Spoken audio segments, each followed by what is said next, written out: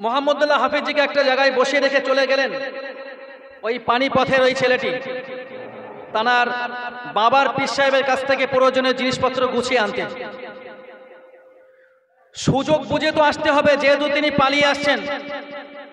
এই সুযোগ বুঝে আসতে সময় লেগে গেল 3 দিন। মোহাম্মদুল্লাহ হাফিজজি 12 বছরের বালক ওই 3 দিন একই জায়গাতে বসে রয়েছেন। সুবহানাল্লাহ। রোজা চলছে ওই অবস্থাতেই, খাদ্য খাবার নেই, চলছে রোজা পালন করা। 3 দিন পরে যখন ওই ছেলেটি ফিরলেন, হাফিজি হুজুরকে নিয়ে জাহাজে উঠলেন, এদিকে পীর সাহেবের দরবারে খবর হয়ে গেল যে ওই পানিপথের যে ছেলেটি পীর সাহেবের দরবারে ছিলেন তিনি পালিয়েছেন। হুজুর কিছু লোকজনদেরকে পাঠিয়ে দিলেন যে জাহাজ অপর প্রান্তে পৌঁছানোর আগেই, জাহাজ ঘাটে জাহাজ ভিড়ার আগেই তোমরা সেখানে পৌঁছাবে। জাহাজটি যখন কিনারায় আসবে তোমরা চট জলদি ওই ছেলেটাকে ধরে আনবে। ঠিক সেইভাবেই হুজুর লোক পাঠিয়ে দিলেন। অপর প্রান্তে যখন জাহাজ ভিড়ল তো ওই পানিপথের ছেলেটাকে তারা ধরে পীর সাহেবের কাছে নিয়ে চলে গেল। 12 বছরের বালক মোহাম্মদুল্লাহ হাফিজজি একাকী। তিনি সিদ্ধান্ত নিলেন, আমি যেহেতু ঘর ত্যাগ করেছি কোরআনের হাফেজ হওয়ার জন্য, কোরআন শেখার জন্য, আমাকে তো পিছালে হবে না। একজন ব্যক্তিকে জিজ্ঞেস করলেন যে আমি তো কোরআন শিখবো, কোরআনে হাফেজ হব, আমি যেতে চাইছি পানিপথে, আমাকে একটু বলবেন যে পানিপথে আমি কোন রাস্তা দিয়ে যাব? তো তাকে দেখিয়ে দেওয়া হলো পানিপথে যাওয়ার রাস্তা। ট্রেন যোগাযোগ, সরাসরি বাংলাদেশ থেকে পানিপথে যাওয়ার ট্রেন, 2000 কিলোমিটার রাস্তা। তো তিনি শুধু কোরআন শেখার এই বাসনায় 2000 কিলোমিটার রাস্তা তিনি পায়ে হেঁটে পাড়ি দেবেন, এই সিদ্ধান্ত নিয়ে তিনি রেল লাইন ধরে চলতে লেগেছেন। ভাবা যায়, রাস্তায় কিছু রাস্তা চলতে চলতে অনেকটা রাস্তা তিনি পেরিয়ে গেলেন। সময় যত অতিবাহিত হচ্ছে তার গন্তব্যের দিকে তিনি তত এগিয়ে যাচ্ছেন। এমন একটা সময় দেখা গেল একটা পাগলা কুত্তা এসে মোহাম্মদুল্লাহ হাফিজজিকে কামড় দিল। কুকুরের কামড়ানোর জায়গা দিয়ে ফিনকি দিয়ে রক্ত ঝরছে। তখন তার মনের ভিতরে একটা অবস্থা তৈরি হলো, এখানে তো আমার কেউ নেই, আমি তো একাকী, কোরআন শিখতে যাচ্ছি, কি হবে আমার? আজকের এই অনুষ্ঠানে দুটো একটি কথা বলার ইচ্ছা পোষণ করছি। তো প্রথম আমি স্মরণ করছি আজকে আমাদের ভারতবর্ষের ৭৮তম স্বাধীনতা দিবসে, সেই ১৭৫৭ থেকে ১৯৪৭ পর্যন্ত যে ১৯০ বছর ধরে আমাদের ভারতীয়রা কখনো বা কারাবরণ করেছেন, ফাঁসির মঞ্চে ঝুলেছেন, শরীরের টাটকা তাদের রক্ত ঝরিয়ে আমাদের দেশকে স্বাধীন করেছেন, সেই সমস্ত বীর যোদ্ধাদের স্মরণ করছি। হয়তো তাঁদের আত্মবলিদানের ভিতর দিয়েই আমরা আজকে সুস্থ সুন্দরভাবে সমস্ত ধর্ম অবলম্বী মানুষেরা আমাদের কাজ কারবারগুলো চালিয়ে যেতে পারছি। আজকের এই অনুষ্ঠানটা ইবতেদায়ী কোরআন অনুষ্ঠান, বাচ্চাদের জন্য পবিত্র কোরআনের শুরু পাঠের শুভ সূচনা করা, এবং সেই সঙ্গে এই বাঁকবেড়িয়া গ্রামের আরও 50 জন মা আমার, তানারাও পবিত্র কোরআনের পঠন পাঠনের তেলাওয়াতের শুভ সূচনা করবেন আলহামদুলিল্লাহ। তো সেখানে দাঁড়িয়ে অনেক গুণীজন আছেন, বিশেষ করে অল ইন্ডিয়া সুন্নাতুল জামাত সংগঠনের সাধারণ সম্পাদক মুজাহিদে মিল্লাত মুফতি আব্দুল মাতিন সাহেব হুজুর আছেন।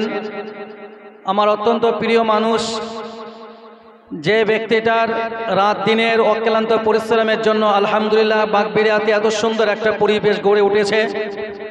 আমার বন্ধুবর, অত্যন্ত কাজের মানুষ হাফেজ মাওলানা আব্দুর রাকিব সাহেব হুজুর,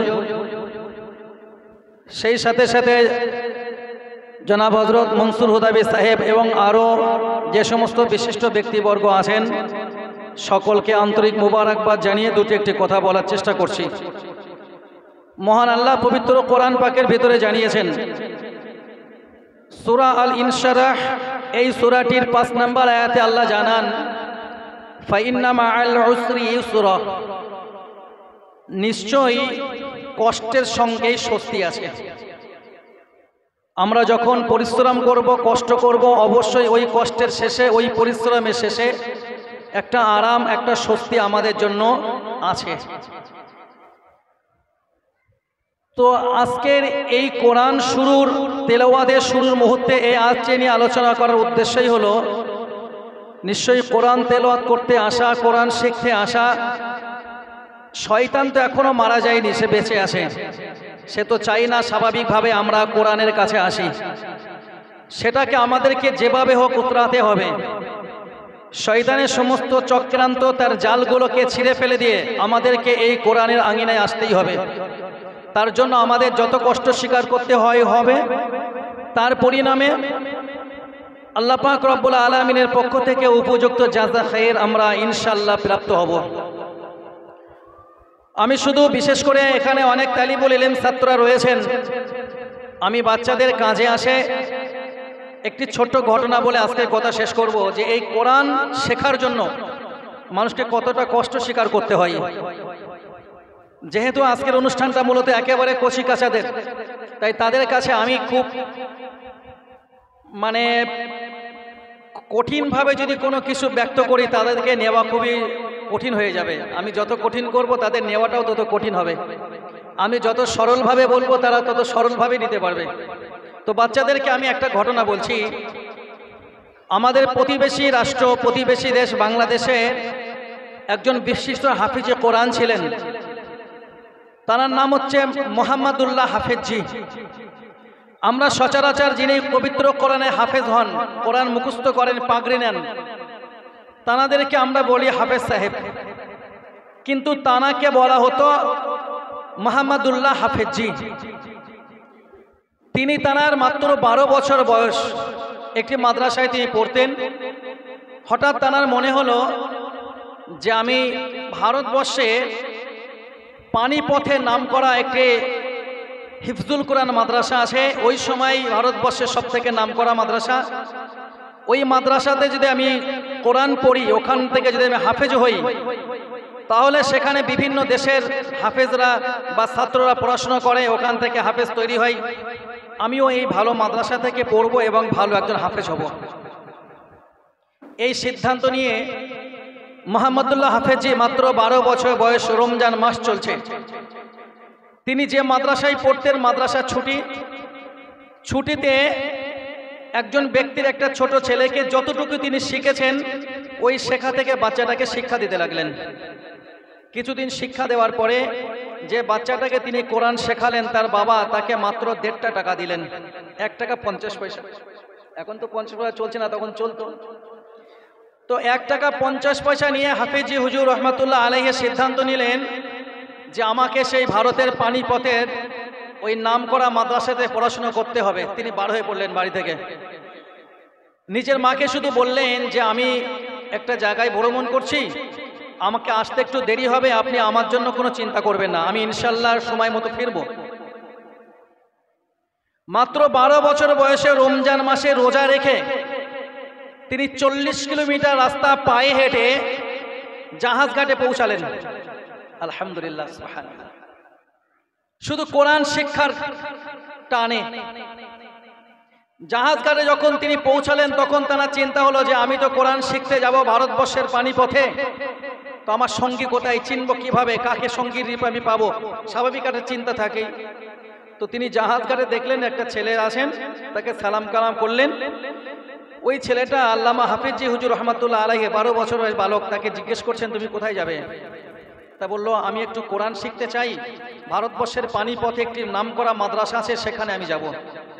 তা বললো তুমি কি সেখানকার কিভাবে যেতে হবে বা তোমার খরচাপাতি কি কিছু আছে কি? বলো কিছুই নেই আমার কাছে, আমার ভরসা ওমাইয়া তাওয়াক্কাল আলাল্লাহি ফাহুয়া হাসবুহু, যে আল্লাহর উপরে নির্ভরশীল হন, আল্লাহই তার জন্য যথেষ্ট হয়ে যায়। সুবহানাল্লাহ। তো তিনি, ওই ব্যক্তিটা বললেন, ওই যুবকটা বললেন ঠিক আছে, তোমাকে কোনো চিন্তা করতে হবে না, আমিও পানিপথে যাব।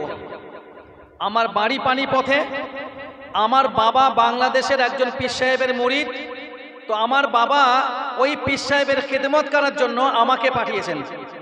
আমি পীর সাহেবের খেদমত করছি, সেবা করছি।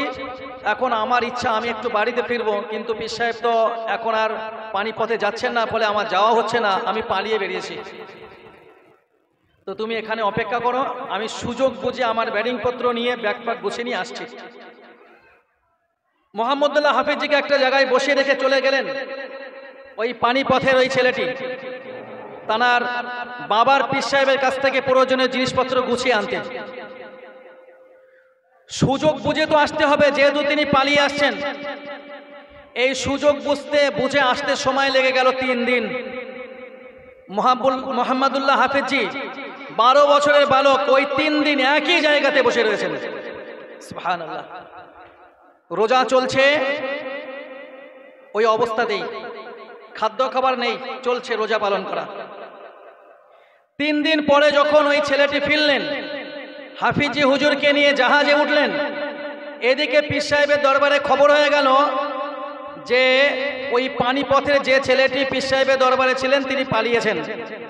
হুজুর কিছু লোকজনদেরকে পাঠিয়ে দিলেন যে জাহাজ অপর প্রান্তে পৌঁছানোর আগেই, জাহাজ ঘাটে জাহাজ ফেরার আগেই তোমরা সেখানে পৌঁছাবে। জাহাজটি যখন কিনারায় আসবে তোমরা চট জলদি ওই ছেলেটাকে ধরে আনবে। ঠিক সেইভাবেই হুজুর লোক পাঠিয়ে দিলেন। অপর প্রান্তে যখন জাহাজ ভিড়ল, তো ওই পানিপথের ছেলেটাকে তারা ধরে পীর সাহেবের কাছে নিয়ে চলে গেল। 12 বছরের বালক মোহাম্মদুল্লাহ হাফিজজি একাকী। তিনি সিদ্ধান্ত নিলেন, আমি যেহেতু ঘর ত্যাগ করেছি কোরআনের হাফেজ হওয়ার জন্য, কোরআন শেখার জন্য, আমাকে তো পিছালে হবে না। একজন ব্যক্তিকে জিজ্ঞেস করলেন যে আমি তো কোরআন শিখবো, কোরআনে হাফেজ হব, আমি যেতে চাইছি পানিপথে, আমাকে একটু বলবেন যে পানিপথে আমি কোন রাস্তা দিয়ে যাব? তো তাকে দেখিয়ে দেওয়া হলো পানিপথে যাওয়ার রাস্তা। ট্রেন যোগাযোগ সরাসরি বাংলাদেশ থেকে পানিপথে যাওয়ার ট্রেন, 2000 কিলোমিটার রাস্তা। তো তিনি শুধু কোরআন শেখার এই বাসনায় 2000 কিলোমিটার রাস্তা তিনি পায়ে হেঁটে পাড়ি দেবেন, এই সিদ্ধান্ত নিয়ে তিনি রেল লাইন ধরে চলতে লেগেছেন। ভাবা যায়, রাস্তায় কিছু রাস্তা চলতে চলতে অনেকটা রাস্তা তিনি পেরিয়ে গেলেন। সময় যত অতিবাহিত হচ্ছে তার গন্তব্যের দিকে তিনি তত এগিয়ে যাচ্ছেন। এমন একটা সময় দেখা গেল একটা পাগলা কুত্তা এসে মোহাম্মদুল্লাহ হাফিজজিকে কামড় দিল। কুকুরের কামড়ানোর জায়গা দিয়ে ফিনকি দিয়ে রক্ত ঝরছে। তখন তার মনের ভিতরে একটা অবস্থা তৈরি হলো, এখানে তো আমার কেউ নেই, আমি তো একাকী, কোরআন শিখতে যাচ্ছি, কি হবে আমার? অধিক পরিমাণে রক্ত ঝরতে লাগলো। বাচ্চা মানুষ, তিনি চিন্তা করছেন, করতে করতে বেহুশ হয়ে গেলেন, পড়ে গেলেন রেল লাইনে। কিছু মানুষ তার এই অবস্থা দেখে সেখান থেকে ওঠালেন, হসপিটালে ভর্তি করলেন। তার যখন হুশ এলো, হুশ হওয়ার পরে মোহাম্মদুল্লাহ হাফিজজি প্রথম যে কথাটি বললেন, দেখুন আমি কিন্তু ভারতের পানিপথে যাচ্ছি, কোরআনের হাফেজ হব, তাই কোরআন শিক্ষা করব, তাই তোমরা কিন্তু আমাকে আমার বাড়িতে ফেরত দিও না, অবশ্যই আমাকে পানিপথে পৌঁছাতে সাহায্য করো। সুবহানাল্লাহ। তো তখন মোহাম্মদুল্লাহ হাফিজজিকে হসপিটাল থেকে বলা হলো, শোনো, তুমি তো বলতে চাইছো তোমাকে বাড়িতে পৌঁছে না দিয়ে তোমাকে আমরা পানিপথে পৌঁছে দিই, তবে তুমি হাজারো চেষ্টা করলেও তোমাকে তোমার বাড়িতে আর ফেরানো যাবে না, তোমাকে পানিপথে পৌঁছাতে হবেই। কারণ এই সময়ে কুকুরে কামড়ালে যে ভ্যাকসিন দেওয়া হয়, একমাত্র ভারতবর্ষের পানিপথ ছাড়া ভ্যাকসিন দেওয়ার কোনো সুযোগ নাই। আল্লাহ শান দেখুন। তো তানাকে ভ্যাকসিন দিতে হবে পানিপথে। যাচ্ছেন কোথায়? পানিপথে। স্টেশন মাস্টারকে বলে একজন উচ্চ পদস্থ দায়িত্বপ্রাপ্ত কর্মচারীকে বলে হাফিজজি হুজুর রহমাতুল্লাহ আলাইহির জন্য এবং আরেকজন ব্যক্তির জন্য দুটো ফ্রি টিকিটের ব্যবস্থা করলো, রিটার্ন টিকিট। পানিপথে তিনি গেলেন, চিকিৎসা নিলেন, সুস্থ হলেন। যেদিনে উনি সুস্থ হলেন, হসপিটাল থেকে ছেড়ে দেওয়া হলো, সেদিনে তিনি পানিপথের মাদ্রাসায় খোঁজ খবর নিয়ে পৌঁছে গেলেন। হুজুরকে বললেন, শিক্ষককে বললেন যে আমি তো বাংলাদেশ থেকে এসেছি, এই ঘটনা, ফুল ঘটনাটা বললেন। তো হুজুর আমি যে এখানে একটু পড়তে চাই। হুজুর প্রমাণ দেখতে চাইলেন, তিনি তার প্রমাণ দিলেন। তার কাছে ছিল একটা রিটার্ন টিকিট, টিকিটটা দেখিয়ে দিলেন। হুজুর বললেন, তোমার কাছে যেহেতু রিটার্ন টিকিট আছে, তোমাকে দেশে ফিরতেই হবে, এখানে পড়ার সুযোগ নেই। তিনি মাদ্রাসা থেকে বার হয়ে বাইরে এসে টিকিটটাকে ছিঁড়ে ফেলে দিলেন। দিয়ে ছিঁড়ে টিকিটটা হুজুরকে দিয়ে বললেন, হুজুর টিকিট তো ছিঁড়ে ফেলে দিয়েছি, আর তো যাওয়ার সুযোগ নেই, আমাকে তো পড়ার সুযোগ করে দিন। 12 বছর বয়স একটি ছেলে, কোরআন শেখার জন্য কত পাগল। সামনে যত বাধা আসছে তত কোরআন শেখার প্রতি তার প্রেম বেড়ে যাচ্ছে। এক পর্যায়ে হুজুর বললেন, এখানে তোমাকে ভর্তি নেওয়া যেতে পারে, তবে এখানে থাকারও জায়গা নেই, খাবারও ব্যবস্থা নেই। বলেন, আমাকে থাকতে দিতে হবে না, আমাকে খেতেও দিতে হবে না, শুধু আমাকে একবার ভর্তি হওয়ার সুযোগ করে দিন, আমাকে আপনাদের এই মাদ্রাসাতে একজন ছাত্র হিসাবে কবুল করুন। মাহমুদুল্লাহ হাফেজিকে ভর্তি নেওয়া হলো। তিনি ভর্তি হয়ে চলে গেলেন একটি মসজিদে। মসজিদ ইমাম সাহেবের কাছে, মুতাআল্লির কাছে হাতে পায়ে ধরে বললেন যে আমি আপনাদের মাদ্রাসাতে ভর্তি হয়েছি, আমাকে একটু থাকার ব্যবস্থা করা যাবে? তো থাকার ব্যবস্থা করা হলো। আলহামদুলিল্লাহ, থাকার ব্যবস্থা তো হয়ে গেল, খেতে তো হবে। মাগরিবের নামাজ পড়ে পানিপথের একটি বাজারে একটা হোটেলে গেলেন। গিয়ে হোটেলে বললেন এই হোটেলের মালিককে। বলা হলো মালিক তো এখন নেই, এশার নামাজ পড়ে তবে তিনি আসবেন। এশার নামাজ পড়ার পরে তিনি আবার গেলেন, মালিককে সালাম কালাম দিয়ে বললেন, আমার বাড়ি বাংলাদেশে, এই ঘটনা আমার ভিতর দিয়ে এতটা সময় এই কষ্টের ভিতর দিয়ে পেরিয়ে গেছে, আমি আপনাদের এই পানিপথ মাদ্রাসাতে ভর্তি হয়েছি, আমার থাকার ব্যবস্থা হচ্ছে মসজিদে, খাবারের কোনো ব্যবস্থা নেই, আপনি যদি আমার জন্য 2টি রুটির ব্যবস্থা করেন, তবে ওটা ফ্রি নয়, আপনি সারাদিন হোটেল চালাবেন, হোটেলের আপনার হাঁড়ি পাতিল যা কিছু যেগুলো পরিষ্কার করার দরকার সারাদিন নোংরা হয়ে থাকবে, আমি মাদ্রাসার ক্লাস শেষ করে এশার নামাজ শেষ করে রাত 10টায় আসবো, ওগুলো সব পরিষ্কার করে দেব, পরিষ্কার করে দেওয়ার বিনিময়ে আপনি আমাকে 2টো রুটি দেবেন, আমি একটা রুটি রাত্রে খেয়ে ঘুমাবো আর একটা রুটি সারাদিন খাবো। তো হোটেল মালিক এই শর্তে রাজি হলেন। তিনি প্রতিদিন ওই ক্লাস শেষে রাত্রে এশার নামাজ আদায় করে হোটেলে যান, রাত 10টার পরে হোটেলে নোংরা থালা বাসনগুলো পরিষ্কার করেন, বিনিময়ে 2টো রুটি নেন, মসজিদে থাকেন, পড়াশোনা করেন। 6 মাস পরে একটি পরীক্ষা হলো। মাহমুদুল্লাহ হাফেজি 8টা দেশের ছেলেদের মধ্যে পরীক্ষা দিয়ে ফার্স্ট হলেন। সুবহানাল্লাহ। যখন তিনি 8টা দেশের ছেলেদের মধ্যে পরীক্ষা দিয়ে ফার্স্ট হলেন, তো ফার্স্ট হওয়ার পরে সেখানে একটা অনুষ্ঠান হলো। তো অনুষ্ঠানে তানার জন্য, যেহেতু তিনি 8টা দেশের মানুষেরকে পিছনে ফেলে দিয়ে ফার্স্ট হয়েছেন, আবার এতটা কষ্ট স্বীকার করে তিনি পড়াশোনা করেছেন, তো তানার জন্য একটা সুযোগ তৈরি হলো। তানাকার মসজিদে থাকা নয়, আর হোটেলের ওই উচ্ছিষ্ট বাসনপত্র পরিষ্কার করে খাবার সংগ্রহ করা নয়, বরং তানার জন্য একটা সুন্দর দায়িত্ব নিলেন একজন মস্ত বড় আল্লাহওয়ালা ব্যক্তি। তো দায়িত্ব নেওয়ার পরে আল্লামা হাফেজি হুজুর রহমাতুল্লাহ আলাইহে তিনি মাদ্রাসাতে পড়লেন। পরবর্তীতে এই যে ব্যক্তিরা দায়িত্ব নিলেন অবাক হবেন, হযরত আশরাফ আলী থানভী হুজুর রহমাতুল্লাহ আলাইহে মাদ্রাসায় অনুষ্ঠানে এলেন। আশরাফ আলী থানভী হুজুর রহমাতুল্লাহ আলাইহি এসে এই মোহাম্মদুল্লাহ হাফেজি সাহেবকে বললেন যে যারা পবিত্র কোরআনের হিফজ করে তাদেরকে হাফেজ বলা হয়, আর তুমি এত কষ্ট স্বীকার করে হাফেজ হয়েছো, তুমি তো হাফেজ নয়, তুমি তো হাফেজি। গুগলে সার্চ করলে দেখা যাবে গোটা পৃথিবীব্যাপী একজন মানুষ হাফেজি নামে পরিচিত, তিনি হলেন ওই মোহাম্মদুল্লাহ হাফেজি। এই যে কোরআন শেখার জন্য এতটা কষ্ট স্বীকার করা,